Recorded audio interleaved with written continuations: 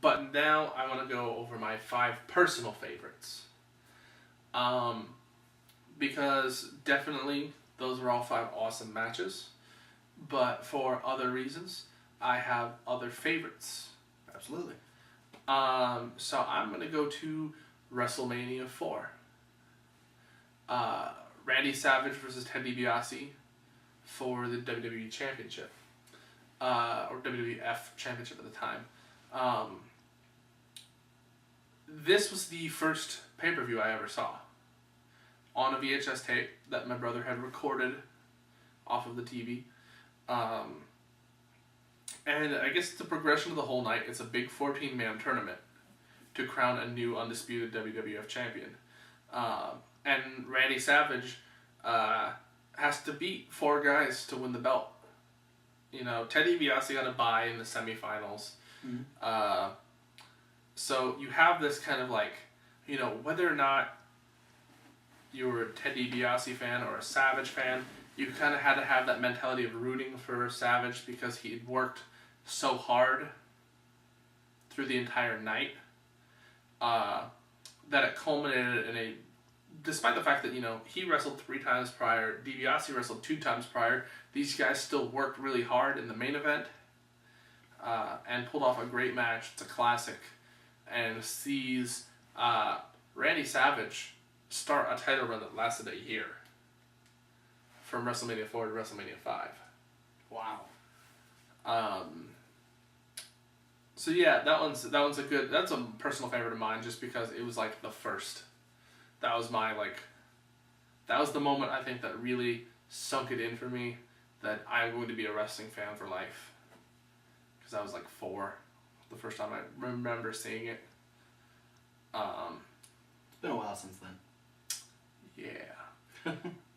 Going back to WrestleMania 10 for number 2, the opener on the card, Bret Hart versus Owen Hart. The first real sibling rivalry match in WWE. And the first real encounter between Bret and Owen in the ring. Stemming from frustration of building up, they had a Survivor Series match of the Hart family versus Shawn Michaels and the Knights. Mm-hmm. And Owen Hart was the only guy that got eliminated from the Hart family. And then they went on and won. He was bitter over that. They had a Royal Rumble match against the Quebecers for the tag team titles. Bret and Owen versus the Quebecers. And Bret got hurt. His leg got hurt. And it cost them the match. And Owen was bitter over that. So it culminated in this whole storyline where basically Bret was like, I will not fight my brother. I will not go against Owen. I won't tear my family apart. And then finally, Owen crosses the line. And Bret says, okay, fine, I'll do it. Let's wrestle at WrestleMania. And this is like one of those times where it was definitely like, as a fan standpoint, these guys set the bar really high for the opening match. Especially knowing that Bret Hart was going to have to come in and wrestle in the main event against Yokozuna. Yeah. So, I mean, there's a lot of chemistry, which is awesome to see from the first time encounter. Obviously, they trained a lot together because they're brothers. They trained together when they were learning wrestling. The Stu Hart dungeon. So obviously they're going to, have that chemistry, the fact that they grew up together. And it really, really shows in this match. Bret going in with the leg injury. Owen basically going in with the chip on his shoulder. Bret being one of the most popular guys in the company at the time. He was the champion going into WrestleMania 9 the year before.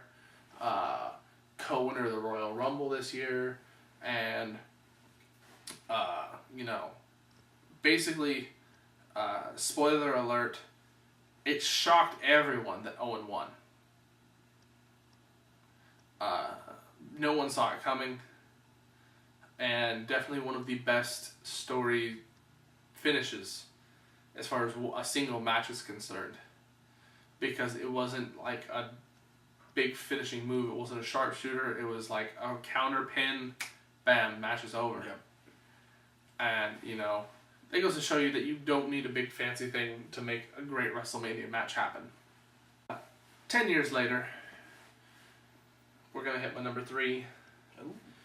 The main event. Going from the opener of 10 to the main event of 20. The triple threat match between Triple H, Chris Benoit, and Shawn Michaels. Phenomenal match. You know, say what you want about the Benoit legacy, how the whole, you know, how it ended so, you know, horribly, you know, be whatever the way you think of it is, you can't take away that Benoit has to be hands down one of the best in-ring workers that's ever laced a pair of boots. You know, combine it with the innate ability of Shawn Michaels to pull off a WrestleMania moment match every year, and Triple H's drive to be the best guy in the business. These three guys putting these three different things together that are their own things, combine them together to make an awesome match with a lot of great false finishes, a lot of great comeback spots, a lot of awesome edge of your seat action in this match. Great being like the first ever triple threat main event. Yeah, it was. Set the bar really high, and I don't think I've seen another triple threat main event that held a candle to it until this year, past year's WrestleMania. Yeah, absolutely. You know, so you can't really say that many bad things about any of the three guys who were in the match. As far as their in-ring work is concerned. And it's one of those moments where you get three just consummate professionals who can orchestrate such a great piece of work. Mm-hmm. That, you know, despite whether or not WWE tries to, like, write Chris Benoit out of history, you can't not see this match. Yeah, and again, going to, you know, you talked a lot about story in the last couple of matches. The story going into this one was really great because you had that personal feud between Triple H and Shawn Michaels that was driving Shawn Michaels to be in a match that he really didn't have a right to be in, whereas Benoit was going in because he had won the Royal Rumble. Mm-hmm. So you have the rightful winner going.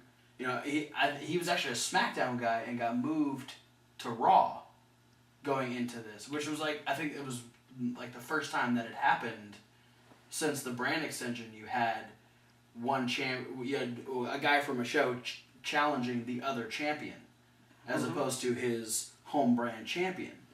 And then, but you know, the feud between Shawn Michaels and Triple H was so personal that Shawn Michaels could not be in this match, which was just an awesome storytelling because you knew that Triple H he was in one hell of a situation because he had two amazing competitors coming at him for different reasons. Yeah, and for me, like, the super definitive moment in this match is something I can't ever remember seeing before this match, and I've seen it replicated plenty of times since, and I give the credit to this match for this spot happening.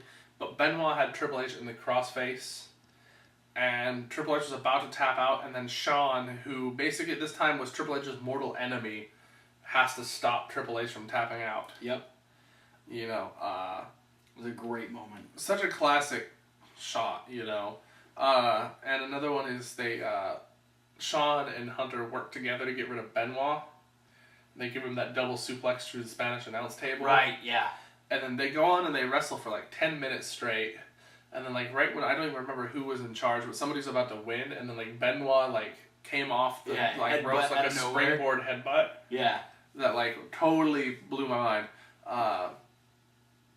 So yeah, that's my number 3 personal favorite WrestleMania match. And just like no WrestleMania retrospective can be without, my personal favorite list cannot be without the bearer of the streak, The Undertaker. My number 4 match also involves Triple H. It is the WrestleMania X7 Triple H versus Undertaker match. The very first. Not the classiest of matches. Not the most scientific of wrestling matches. But a good, aggressive, brawling style fight. The referee gets taken out during the match. The Undertaker makes sure he stays out during the match. The referee takes a nap. Yeah. And these guys go all over the place. They bring in the chair and a sledgehammer. They go up into the crowd. They climb up the freaking hard camera, like, scaffolding units. And freaking Triple H gets chokeslammed over the railing. Onto a bed. Pretty much. But it looked really extreme at the time.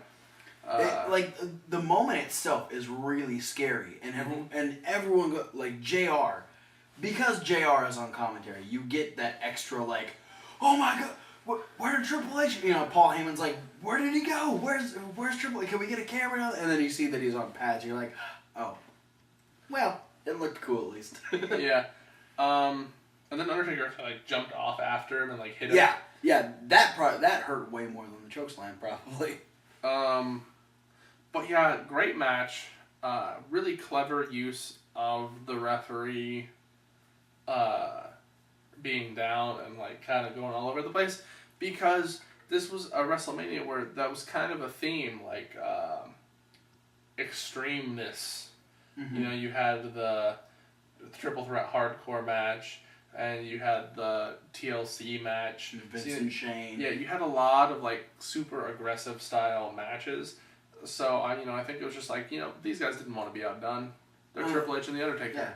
Yeah. Fuck you guys. We win. It was a super creative, and it wasn't until just now that I realized, like, because I was such an Undertaker fan, I was already like so worried about the Undertaker losing at WrestleMania, because the moment when he picks Triple H up for the last ride and Triple H has the sledgehammer and cracks him in the head. So clever. Like, immediately I went, oh my god, the Undertaker's going to lose at WrestleMania. And this is before that the streak is even, like... the focal point of Undertaker. He's got quite a few wins under his belt, but it's not the main thing that everyone's like, oh, the Undertaker's defending this at WrestleMania. So, yeah, a super clever spot. Was Undertaker defending the fact that he's pissed off at Triple H shoving his bike off the ramp. Yeah. And Triple H is mad that Undertaker tried to get Kane to gorilla press Stephanie off the balcony. Luckily, William Regal stopped that. Yeah. Regal, you're a hero. For real. You're a real man's man. Stephanie, friggin' so hot. Yeah. If anything happened to her, I'm blaming you personally, Regal. You're now forever her defender. Where were you when Sting was trying to attack her? He knew Triple H had a handle. He's so busy doing his NXT. Yeah, he's taking care of NXT. Ooh. Freaking A. What if we could meet Regal at Access? I'd mark out so hard.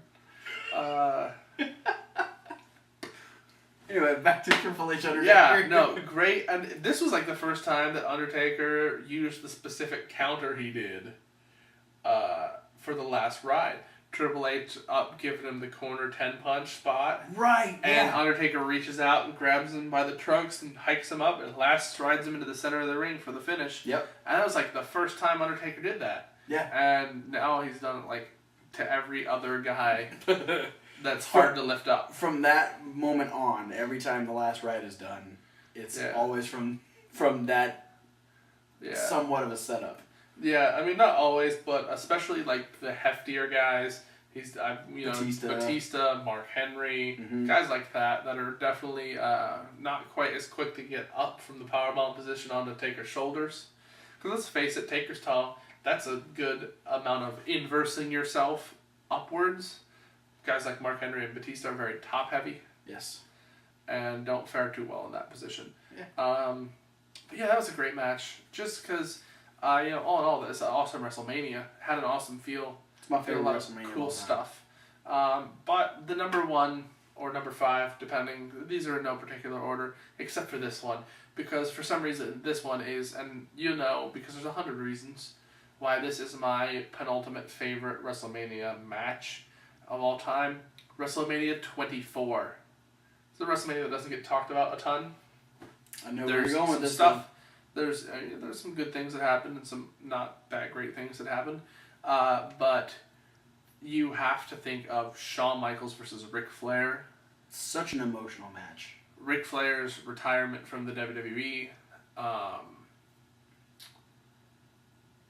This match was so well put together. You knew going into it that it was going to be Ric Flair's final match. Yeah, him being inducted into the Hall of Fame the day before. Yeah, and there was the storyline that they were going with that, I think it was Bischoff or Vince or something. Yeah, it was Vince. Vince put on that, the first match Ric Flair loses, he's retiring. Yep. And so you had this bit that's like, oh, well, crap. Ric Flair is requesting to go against the guy who always performs at the highest quality at WrestleMania. Mm-hmm.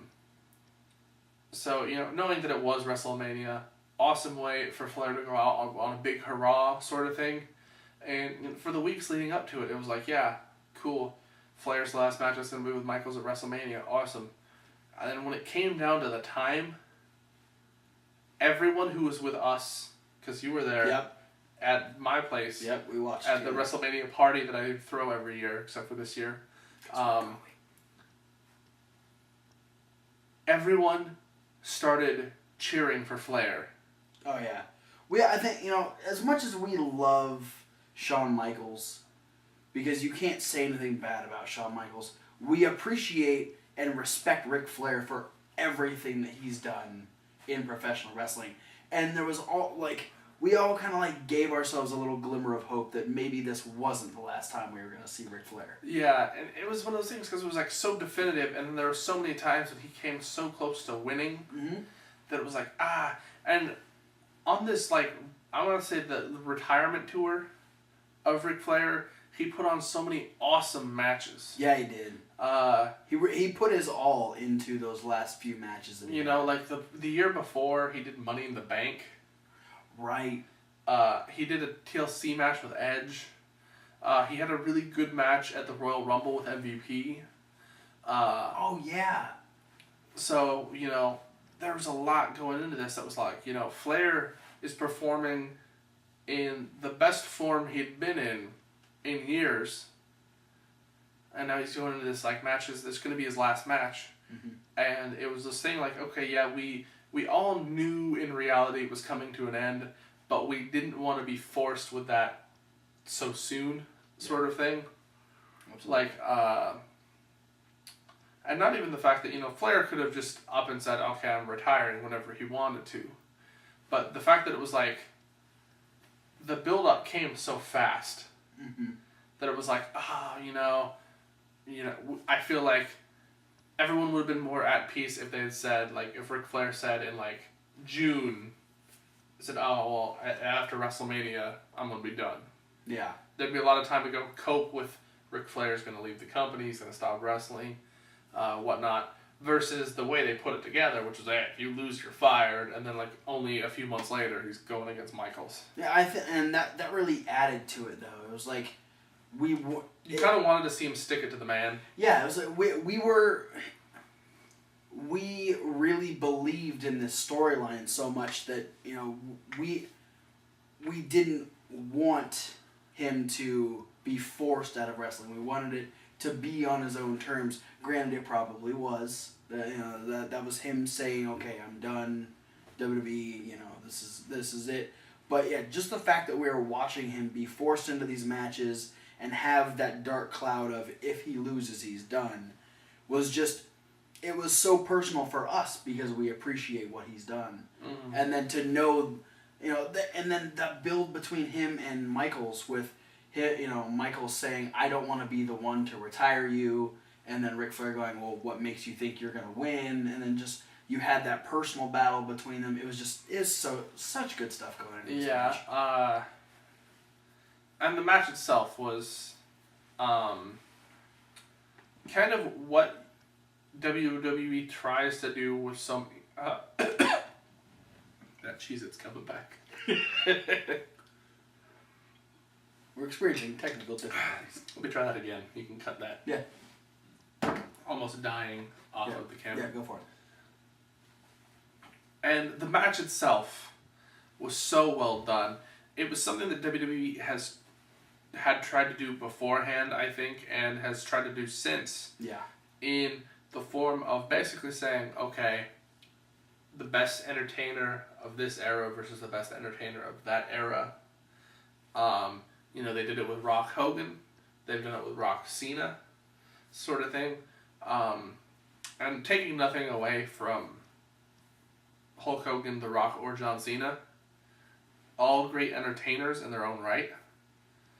But neither of them, I don't think, can hold a candle to Ric Flair, Shawn Michaels. As far as the person who can build a match to be so awesome and personal like Shawn Michaels can, and deliver, at any point in time, you can just say, hey, Shawn, go out and have the most blockbuster match ever, and Shawn will deliver on that. And then you have the person who is like one of the most iconic figures in the history of wrestling, and the best freaking talker in the business. No offense to guys like The Rock or Dusty Rhodes, but Flair is the total package when it comes to promoing. And he's so iconic, and there's so much that Flair does that it's just so gratifying to watch. The chops, the Flair bump, the getting tossed off the top rope thing, things that are going to come every time you see Ric Flair wrestle. He became a classic figure. And you put these two things together, man, and it was the real icon versus icon, in my opinion, that blew all these other versions of the same thing out of the water. The big spot that really stands out to me, too, is that Flair hits a crossbody off the top rope. Yes. Talk about, like, the moment where, 900 matches the movie's been trying to do for 30 years. 900 matches straight, can't hit a crossbody, and he gets to do it against Shawn Michaels at WrestleMania. Desperate measures. And then Shawn's Asai moonsault to the outside. That's such a classic Shawn Mania move. Yeah. And to have it happen on Ric Flair, it's like you get really scared because Ric Flair is as old as he is. And you're just like, oh God. And then and Shawn risking his life to do that move in particular. And then of course the ending of the match. God. I don't think there was really anybody in my place, that wasn't like edge of their seat, anticipating it. And I know there was a handful of people that, already had tears welling up in their eyes when this was happening. It was just a surreal moment, and can be repeated forever on recap videos and promotional packages for WrestleMania, and it will never get old. It will never go out of style. It's my penultimate definitive WrestleMania moment. Watching the truest passing of the torch, despite the fact that Shawn only went for another 2 years. Mm-hmm. It's like the two best duking it out, because the older of the two bests knew it was going to be his last match, and wanted it to be with the current best. Yeah, and I remember when that moment came, and we saw Shawn Michaels say, "I'm sorry, I love you," and then hit that final Sweet Chin music. We all it was so much emotion in that particular moment. all of us just kind of realizing what he said, some of us repeating it, some people crying. By the end of that match, we did a standing ovation in your living room. Yeah, I mean, it was a dead silence until the bell rang. Because, we were all kind of... It was that moment that hit everybody, like, oh crap, this is it for Ric Flair. Mm-hmm. Yeah, we gave that match a standing ovation, which I think has only been repeated like 2 other times. Shawn Taker, and at least one. I think when Daniel Bryan won this past year, I think maybe it was very, very, very close to that. But yeah. Yeah, so those are my 5 personal favorites. What are your guys' personal favorite WrestleMania matches? Yeah. Give us your top 5 lists in the comments. Like, favorite, subscribe. We got all sorts of info down in the bottom, the description region, like Facebook, and there's some Reddit, and there's some Tumblr. There's a lot of tumbling going on. Maybe, I don't know. How much do you tumble? Every time I put up a video, I tumble. All right. That's a couple times a week at least. We've got a playlist over here. We do. A lot of stuff going on because it's WrestleMania week. Upcoming next, though, if you hang on, we're going to have the last exit on the road to WrestleMania. The midweek wrap-up at SmackDown. That's what it is. Combined together into one. And then we'll see you guys at WrestleMania. Yes. Keep watching. Like us. Be our friends. Friend us in real life.